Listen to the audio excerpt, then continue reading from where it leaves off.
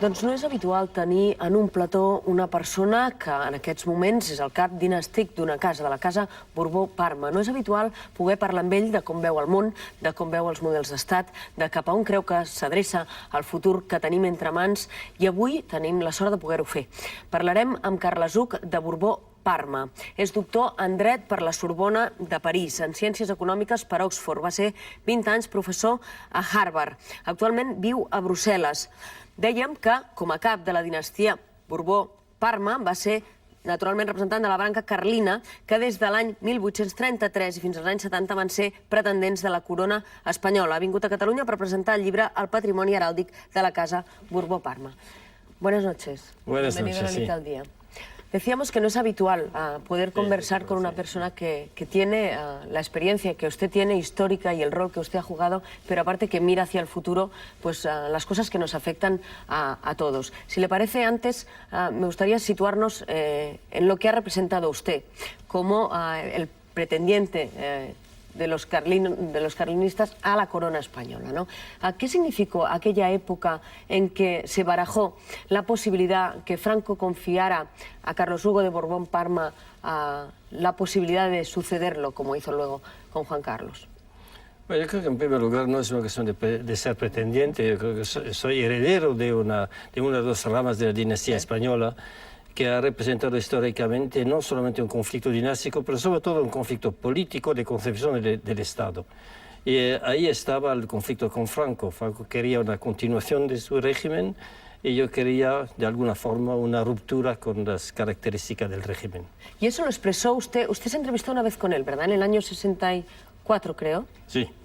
Tuvo una entrevista con él. ¿Esa discrepancia ideológica hacia dónde usted quería llevar España, si en el caso que hubiera ocupado el trono, la expresó claramente a Franco? No. No, el problema de la entrevista con el general Franco entonces era asegurarle que yo no iba en contra de él como persona, pero que yo iba a la búsqueda de una preparación para el cambio hacia la democracia en el futuro.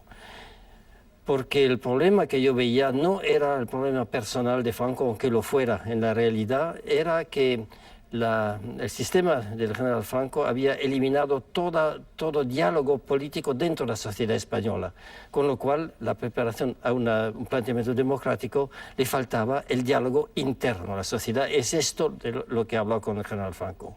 Y no hubo ninguna posibilidad de entenderse en aquel momento, y él tampoco, supongo, ninguna intención de confiar en usted esa sucesión, ¿no? No creo que sea cuestión de confianza. Yo creo que el sistema político que se había creado después de la guerra eliminaba toda posibilidad real de diálogo de cualquier grupo político que no sea el que esté directamente debajo de su control.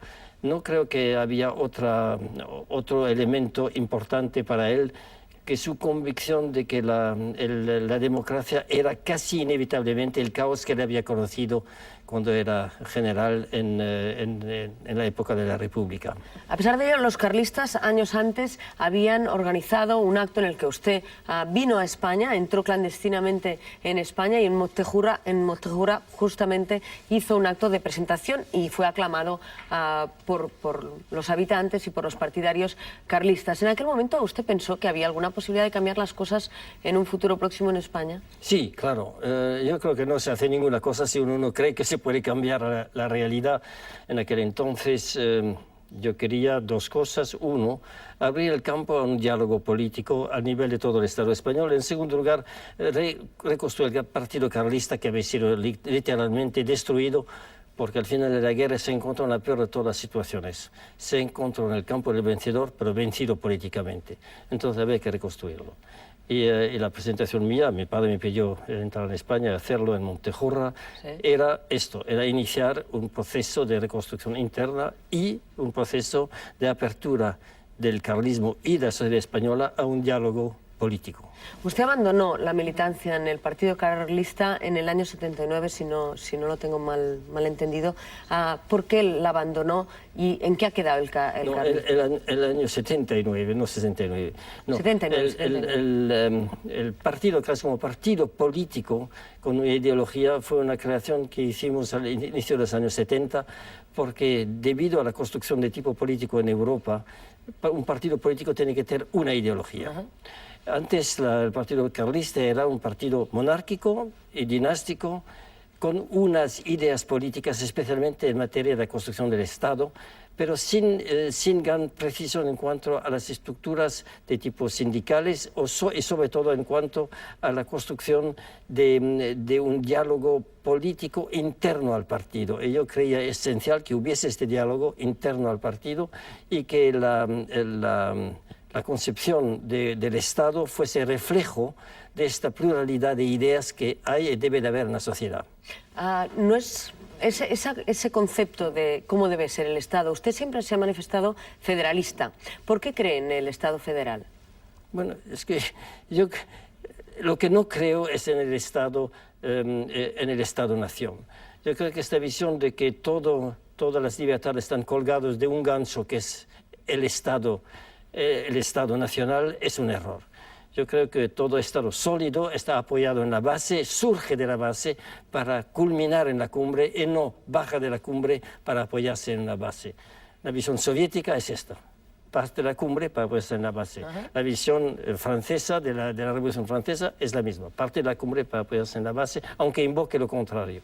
Y yo creo que para España era necesario partir de su evolución histórica, de todos los pueblos que han constituido España, que sea la constitución del Estado fuese el resultado de la delegación de cada pueblo, de una parte de su soberanía, a un Estado para el bien común. ¿Cree que ese es uno de los errores que estamos sufriendo hoy en día en España, las discusiones que se están llevando a cabo en relación a las reformas estatutarias, a cómo debe modificarse la Constitución, de esa Constitución del 78 que concibió el Estado de las Autonomías desde el Estado hacia los distintos territorios que la conforman? Sí, claro que es un progreso esto sobre lo anterior de todo a nivel del Estado, pero es una evolución que yo creo que ha sido la consecuencia de lo anterior. Creo personalmente que hay que partir a la inversa.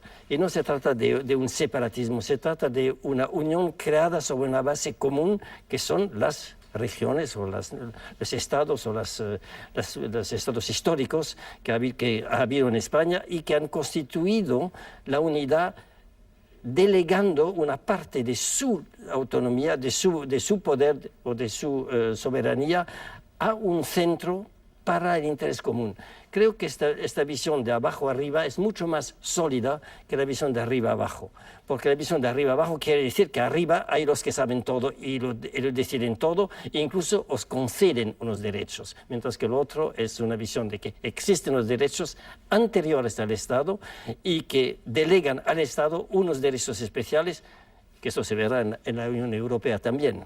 Esta no es, por eso, la dinámica de los estados que son protagonistas en este momento en la política europea, pero sin embargo en la construcción europea sí puede pensarse en esa situación de esos estados miembros, 25, que se montan desde la base y se suma hacia la cúpula. ¿Cree que la Unión Europea puede ser el reflejo de ese esquema? Yo creo que la Unión Europea es precisamente el modelo de esta unión, porque no existe un Estado anterior que pudiera monopolizar el poder. Y yo creo que esto es muy importante, no solamente para la vida actual, sino para crear en la sociedad entera, una visión de responsabilidad en la tarea común. ¿Qué rol pueden jugar las monarquías en la situación actual, en el mundo actual que vivimos? ¿Qué papel cree, porque usted seguro que habrá reflexionado sobre esta cuestión por cuestión de nacimiento ya, ¿no? ¿Cuál es el rol que pueden jugar las monarquías ahora en política? Mire usted, en primer lugar, las monarquías son un fenómeno histórico. No podemos negar la historia y pretender que la monarquía no es un sistema político útil si ha sido útil durante varios miles de años. En segundo lugar, yo creo que podemos constatar que algunas repúblicas, la más antigua de todas, de repúblicas modernas de Estados Unidos, es un sistema monárquico. Es decir, que aunque no es hereditario, es un sistema monárquico, el presidente tiene el poder de un monarca en Europa o mucho mayor que el de un monarca europeo. Pero hoy día las monarquías están integradas en un sistema democrático, en un sistema de partidos. De modo que la diferencia fundamental es cuál es el título que tiene el presidente o cuál es el título que tiene el monarca. El monarca es hereditario, el presidente es de alguna forma hereditario dentro de un sistema de partido. Ahora, justamente hablábamos de esta cuestión porque ha salido este último número de Sapiens que trata justamente de su història. Un altre rei va ser possible, és la història de Carles Hug de Borbó respecte de Joan Carles I en el moment en què es va produir aquesta circumstància de la qual parlàvem. Usted, Carlos Hugo de Borbón-Parma, ha hablado con Juan Carlos I de estos planteamientos de cuál es el rol de la monarquía. ¿Se establecen esas conversaciones? No, mire usted, no hemos hablado de esto. Yo siempre he tenido para él personalmente una gran simpatía, un gran afecto, y yo creo que él ha aceptado una carga y seguramente lo ha aceptado con todas las, en plena conciencia de que era su deber hacerlo. Y yo creo que después con el intento del golpe de Estado de febrero, ha demostrado que él de verdad quería y estaba decidido a defender la democracia. De modo que el problema no era este. Para mí el problema al cual se enfrenta la sociedad española no es simplemente un problema de la sociedad española, es un problema del mundo actual. El mundo actual está frente a una demanda muy generalizada, no solamente de democracia y de derechos humanos, sino también de modificación del sistema político para que los partidos no practiquen el partidismo y para que la democracia se desarrolle más hacia la base que desde la cumbre. Y desde ese punto de vista, figuras más neutrales fuera del sistema político, como pueden ser los monarcas, ¿pueden jugar ese rol de vigilar que eso no ocurra, como en algún momento y en algunas instituciones pasa en Gran Bretaña? Sí, es muy curioso. Yo veo que en las monarquías hay la posibilidad de un diálogo de un tipo muy especial, que es, yo diría, un diálogo informal. Yo creo que el rol de los monarcas en Europa, los que han quedado o los que se han reconstituido, es precisamente el del diálogo informal. Es decir, que son capaces, porque están en una cumbre de la cual ellos no pueden manifestar su opinión independientemente, de hablar con los políticos para recordarles una serie de necesidades que tiene la sociedad y que en el caso de ellos no les involucra en la batalla electoral. Y en ese sentido pueden jugar un gran papel. Ahora, si no quieren jugar este papel, entonces son simplemente elementos decorativos del Estado, como pueden ser algunos presidentes de repúblicas. ¿Quién conoce el nombre del presidente de la República de Suiza o incluso el italiano, que es un nombre de gran valía, pero no juegan más que un papel decorativo? Que no sería el caso del rey español, que en estos momentos estamos esperando a ver cómo va a ir a los Estados Unidos para hablar con Bush en un momento delicado. ¿Cree que esos son movimientos estratégicos? Yo creo que sí, yo creo que ahí puede jugar un gran papel porque precisamente no está sometido a un proceso electoral y está reconocido como un símbolo de la unidad nacional. Y en ese sentido creo que puede ser muy importante, es verdad para Holanda, es verdad para Bélgica, para Inglaterra, quizá también para los países nórdicos, y esto quizá es una ventaja. Ahora, las otras repúblicas han demostrado que también podían hacer lo mismo, pero quizá no con la misma libertad.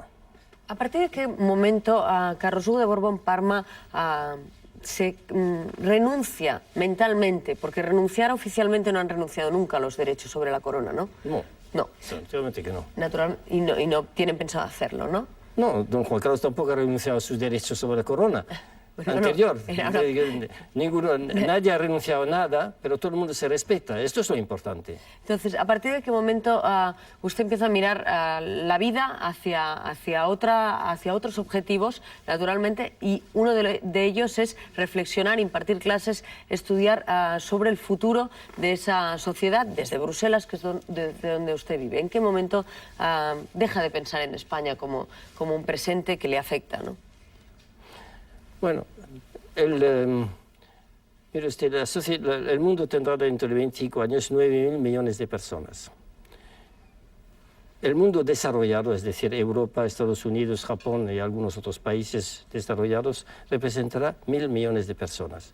¿Qué peso tendrá estos 1.000 millones de personas frente a 8.000 millones? El problema ahí es que cuando hay un grupo reducido de personas que viven en países muy privilegiados y luego hay un inmenso número de personas que viven en países menos desarrollados o pobres, el enfrentamiento es casi inevitable. De modo que tenemos que evitar que se produzca este enfrentamiento. Para evitarlo hace falta cambiar las estructuras supranacionales o internacionales para que el reparto de los beneficios de la sociedad, el reparto de las riquezas de la sociedad sea en forma tal que todos los países puedan empezar a desarrollarse.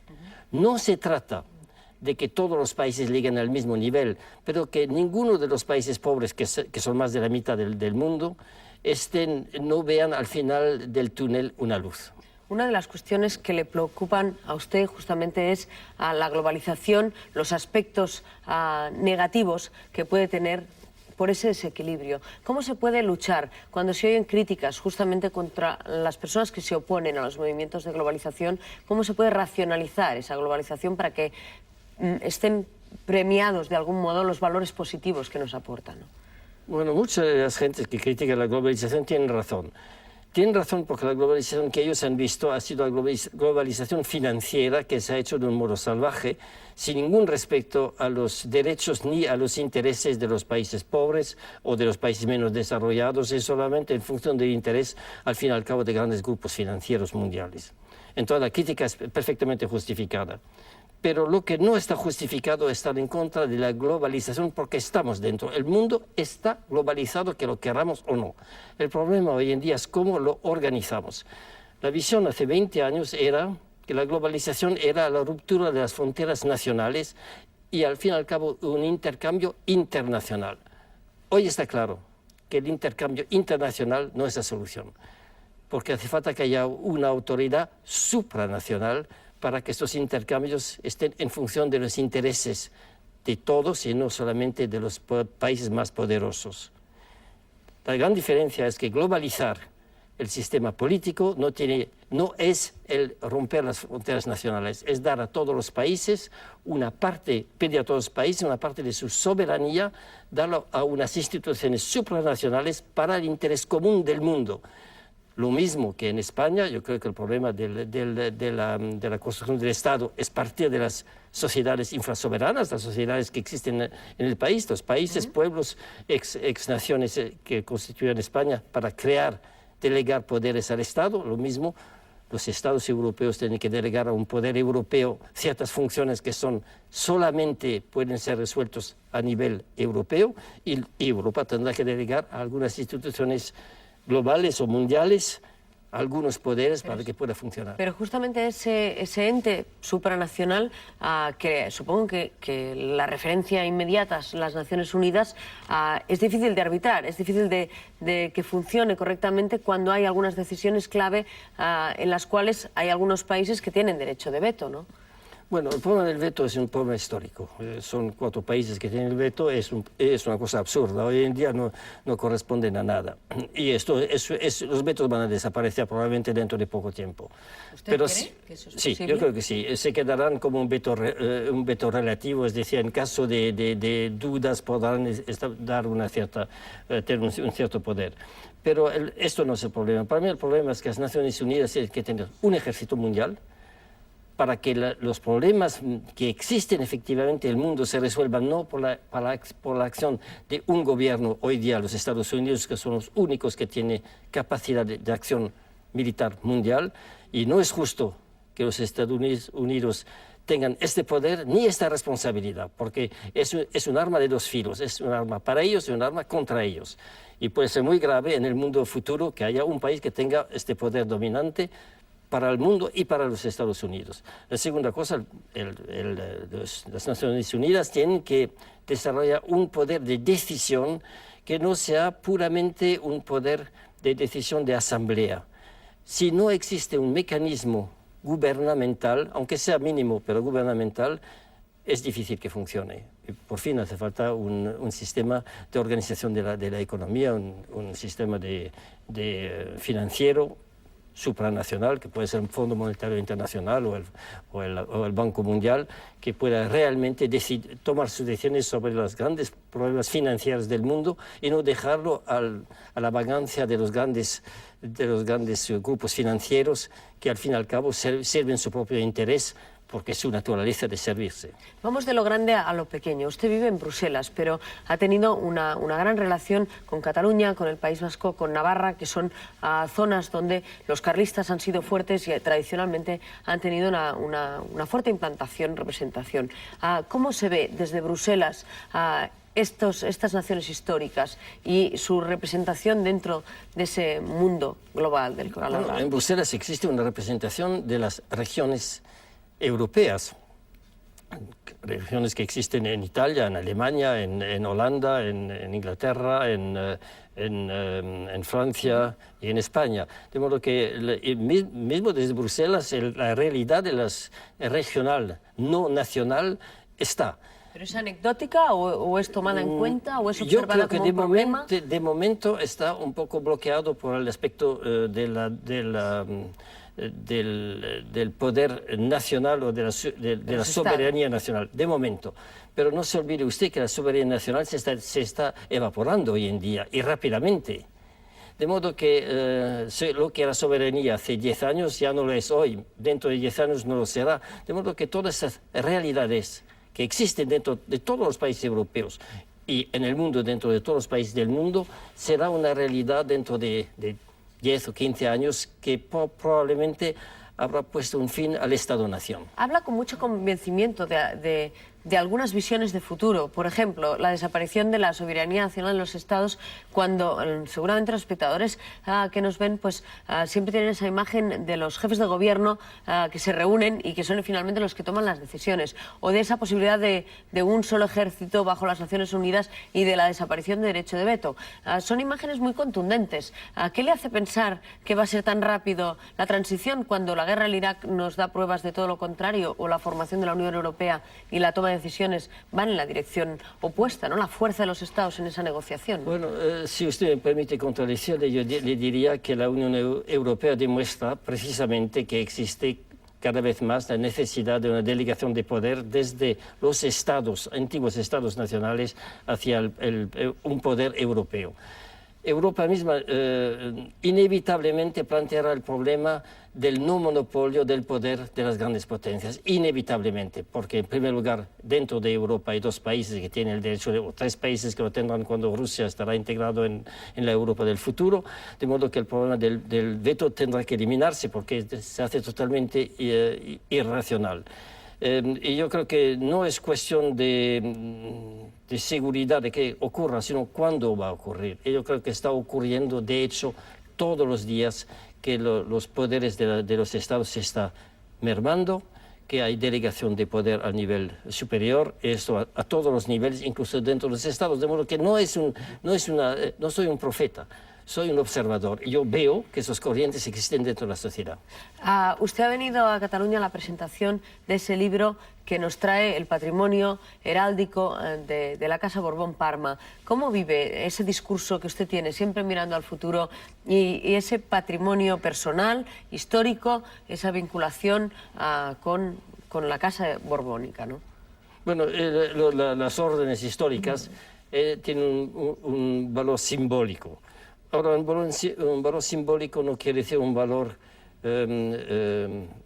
irreal.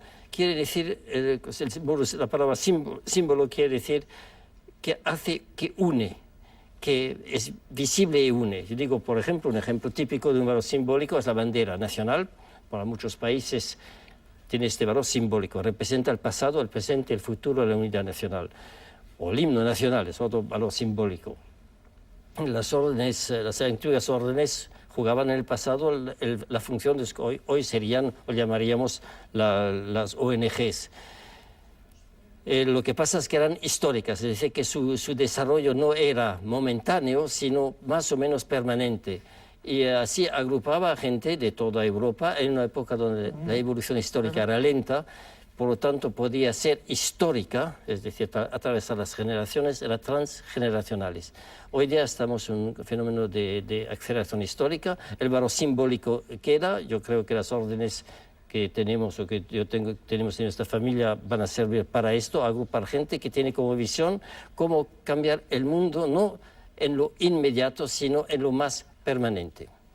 ¿Le hubiera gustado que su hija se hubiera casado con Felipe de Borbón en vez de con doña Leticia, que ahora es princesa de Asturias, y así unir a esas dos bancas de la dinastía borbónica, se hubiera acabado el conflicto de algún modo que se arrastra desde 1833? Yo le sugeriría que lo preguntara a mi hija y a don Felipe. Esta es la pregunta que ellos solo podrían contestar. Y seguro que es una magnífica revelación de cómo ve a Carlos Duc de Borbón. Yo creo que la libertad de la gente hay que preguntárselo a ellos cuáles son sus intenciones. Y esto seguro que es revelador de cómo usted ve esta cuestión. Muchas gracias por acompañarnos en Anita al Día. Yo encantado de haber tenido el gusto de conocerla, aunque yo había oído hablar de usted, pero yo creo que usted sabe preguntar, hacer preguntas y provocar a la persona que está en el banquillo de los acusados. Es nuestro trabajo. Muchas gracias. Bueno, gracias.